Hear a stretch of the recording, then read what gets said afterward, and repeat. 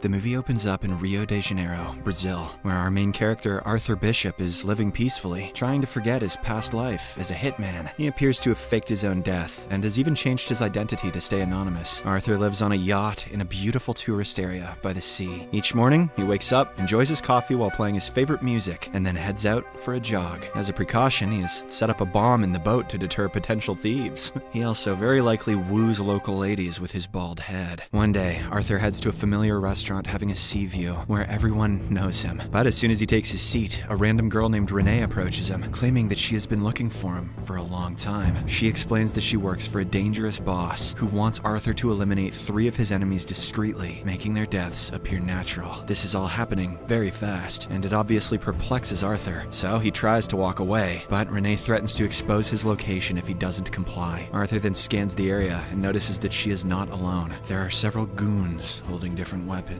When Renee tries to take a picture of him, he quickly snaps a photo of her instead, catching her off guard. Celebrities should do that more often. Things escalate and the girl pulls out a gun, but before she can use it, Arthur pushes the table towards her, restricting her movement. All the goons also attack Arthur at the same time, but since he is the protagonist, he beats them all without even breaking a sweat. Feeling outnumbered, he then seizes an opportunity to escape by jumping on the roof of a passing sky tram. God damn, that escalated fast. However, Renee and her men follow suit, trying to shoot him from inside the tram. Renee even attempts to climb up to him, but before she can do so, Arthur decides to make a daring jump onto the back of a hand glider to successfully evade his pursuers. When night falls, he returns to his boat, only to find suspicious men inspecting it. This prompts him to activate the bombs he had strategically placed for emergencies. As a result, the expensive yacht explodes, and the threats are immediately nullified. Afterward, Arthur proceeds to an old container, where he stashes his weapons and tools, including forged passports and mobile phones. He then takes some money with him and relocates to a secluded island in Thailand. There, he reunites with his friend Mai, who generously allows him to stay in his old hut, which had been untouched for years. After Mai leaves, Arthur enters his room and opens a part of the wooden floor, beneath which he had hidden more weapons and tools. Determined to protect himself and find out more about Renee, he begins investigating her through a secret system. Soon, he uploads Renee's picture he clicked earlier and uncovers her ties to a dangerous criminal named Crane, someone with whom Arthur has a dark history. The following day, a beautiful woman named Gina enters Mai's beach resort, seeking first aid supplies for her bruises. Mai notices the injuries and inquires about them, but Gina doesn't say a word and leaves. That night, Mai hears screams coming from a nearby boat and witnesses Gina being violently mistreated by a man called Frank. Goddamn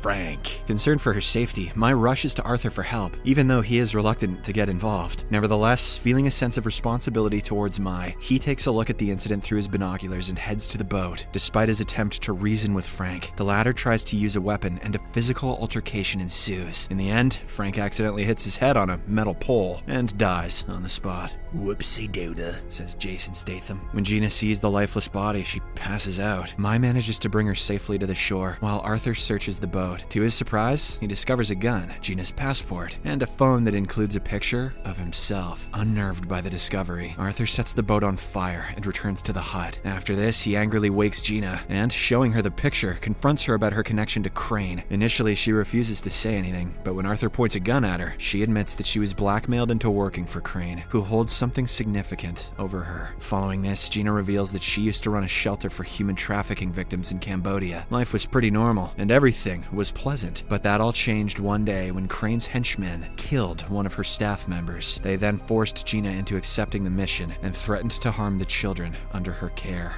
Things were so simple when I was just trafficking humans. The next day, Arthur notices a boat nearby with some men observing the shore. He suspects that they must be sent by Crane to keep an eye on Gina's mission. To throw them off, Arthur and Gina pretend to be a couple by engaging in traditional Thai customs. As the evening progresses, Gina apologizes to Arthur for entangling him in her dangerous predicament. At the same time, Arthur shares his own painful history, revealing that he was once an orphan sold to a gangster who trained child soldiers. He mentions that Crane was with him during those dark times, and they were very close to each other. However, when the going got tough, Arthur fled the scene, leaving his friend behind. Arthur believes that this is the reason why Crane is trying to exact revenge on him. As the two continue sharing their life stories, their bond grows stronger, and they end up boning hard. After reassuring Gina of her safety, Arthur reveals his plan to take down Crane and promises not to carry out the 3 kills as demanded. Instead, he intends to eliminate Crane himself. In a heartfelt gesture, he gives Gina his father's watch, a precious memory from his past, and asks her to take care of it till he returns. However, their plans take a sudden turn when a group of policemen suddenly arrive at the beach, and one of them is identified as Crane's man. Arthur tries to fight them off, but this time he's overpowered, and Gina is eventually abducted. To save her, he agrees to meet with Crane, and they finally come face to face after all these years. The bad guy then gives Arthur a daunting ultimatum. To free Gina, he must execute 3 kills while making them appear natural. The first target is Krill, a notorious arms dealer imprisoned in Malaysia under tight security. To prepare, Arthur obtains explosives disguised as chewing gum, shark repellent in a skin cream tin, and a hidden capsule in a cigarette. He also creates a fake ID and adopts the guise of a wanted criminal. Afterwards, as he walks on the streets of Malaysia, the police officers take him into custody and send him to prison. Once inside the Malaysian prison, Arthur gathers intel on Krill and discovers that his henchmen constantly shadow him due to the numerous threats on his life. Arthur cleverly steals a knife from a prisoner during lunchtime and later intervenes when a former henchman attempts to assassinate Krill, saving his life. Why didn't he just let him die and say he did it? Impressed by his actions, Krill invites him to dinner, agreeing to leave his men outside. Arthur takes full advantage of this opportunity and executes Krill. He then stages the whole thing as if the man committed the unthinkable. To escape, Arthur distracts Krill's men, telling them not to disturb Krill as he's praying. He then turns on the security alarm and creates a hole in the prison wall with the explosive gum he brought. He also swallows the tracking pill given by Crane and uses shark repellent to jump into the water unnoticed. After successfully evading capture, he rejoins Crane's men on a fishing boat, who were waiting for his arrival in the middle of the ocean. 1 day and 2 to go, chaps. In the next scene, Crane provides video proof of Gina's safety and assigns the next target, Adrian Cook, a human trafficker in Australia. He also provides him a time limit of 36 hours to eliminate the target. Without wasting any time, Arthur conducts thorough surveillance and learns that Cook's penthouse is heavily fortified, except for a cantilever pool extending over the streets. Arthur then devises a plan to infiltrate Cook's penthouse from below. For this, he disguises himself as a millionaire and schedules a meeting with the realtor of the building. Arthur pretends that he is interested in buying an apartment, which is right below Cook's penthouse, and when the realtor is distracted, he makes a copy of the keys. The following day, disguised as a professional technician, Arthur sets out on his mission. Using his duplicate key, he gains access to the apartment that the realtor showed him earlier and opens up a glass shield to climb up to the swimming pool. Soon, he reaches under the pool, drills a hole, and sets up a special explosive there. At the same time, Cook jumps into the pool for his regular swim. He suddenly spots Arthur. Nice day for a dip, love. But before he can call for help, the glass breaks, leading to his demise. Meanwhile, Crane witnesses the incident on the news and smiles, appreciating Arthur's genius. Later, during a video call, Gina cleverly provides Arthur with information about the boat's hull number she is captured in by positioning herself near a window. The latter then calls the boat company and traces its location using the number. After getting the exact location, he hires a helicopter and flies there, carrying a bag of equipment. In the next scene, Arthur stealthily enters the boat and kills the guards one by one. However, he is eventually captured while trying to rescue Gina. After a while, Crane shows up and warns him to never try this again. If he does, Gina will immediately be shot dead. Next, Arthur is assigned his final target, Max Adams, an American arms dealer with a heavily guarded fortress. After a bit of searching, our hero discovers that Crane is using these kills to eliminate his competition in the arms trade, prompting Arthur to have his doubts about the mission. You mean to tell me that by helping him, I'm helping him? Fuck! However, he proceeds with his plan. Arthur shoots one of Adams' guards from a distance, then hides in an emergency helicopter to reach Adams' fortress. Inside, he disables security cameras with a jammer and skillfully takes down the guards. As the building goes on high alert, Adams is escorted to his panic room, but Arthur delays them with elevator malfunctions. Surprisingly, when Adams reaches his room, Arthur proposes an alliance to take down Crane. He somehow convinces Adams to cooperate, and they start their plan by faking his death. Sometime later, as Adams is inspecting his submarines, a well-planned bomb explodes there, causing him to drown. Fortunately, Arthur is prepared underwater, and he swiftly comes to Adams' rescue. Sharing an oxygen tank, he safely guides him away from the explosion to the nearest beach. Meanwhile, Crane witnesses the incident on television, and news reports declare Adams buried underwater due to the explosion. In the aftermath, Arthur contacts Crane over the phone, claiming responsibility for the third kill. However, Crane remains doubtful until he sees concrete evidence of Adams' death, and requests to see his target's dead body first. In response, Arthur urges Crane to visit Adams' submarine and find his dead body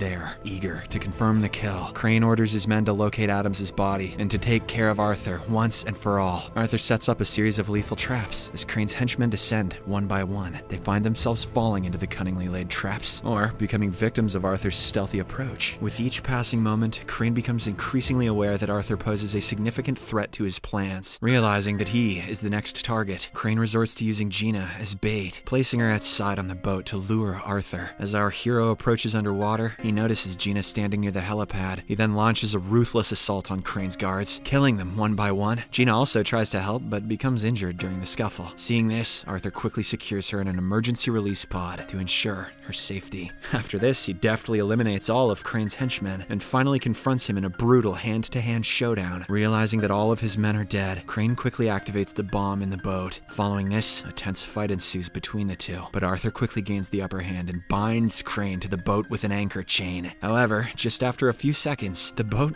explodes, seemingly killing them both. From a distance, Gina watches in despair, believing that Arthur has sacrificed himself to take down Crane. Heartbroken, she then returns to Cambodia with the kids, seeking solace in her work. The days turn into months, and Gina has moved on from the incident. But one morning, Arthur shows up out of nowhere. He appears to be completely fine, taking Gina by surprise. Hello, love. Meanwhile, Adams investigates the remnants of Crane's boat and unravels the ingenious plan that enabled Arthur's escape. He finds video evidence of a diving bell, a chamber containing trapped air that allowed Arthur to survive the explosion. Impressed by his resourcefulness, Adams decides to delete the security footage to safeguard Arthur's future. The movie ends with Arthur's survival remaining a closely guarded secret. He and Gina are finally free from Crane's grip, and their reunion marks a new chapter in their lives, filled with hope and the promise of a brighter future. Hello, love. Hello, love. Hello, love. Hello, love.